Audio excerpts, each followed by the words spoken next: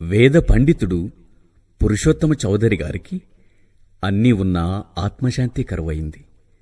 ఇంతకు తాను చేస్తున్న భక్తి నిజమైందేనా, అసలు జగద్రక్షకుడెవరు అంటూ ప్రశ్నించుకుంటున్న పురుషోత్తముడికి ఒక కరపత్రిక దొరికింది. అందులో సర్వమానవాళి పాపక్షమాపణ కోసం ప్రాణదానం చేసిన యేసుక్రీస్తుని గురించి వ్రాయబడింది.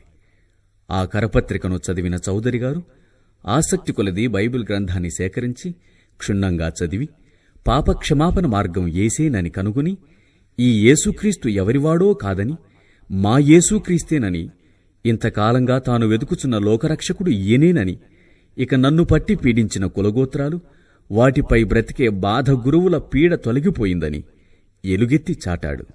ఇది ఆంధ్ర క్రైస్తవ చరిత్రలోని మొట్టమొదటి కీర్తన.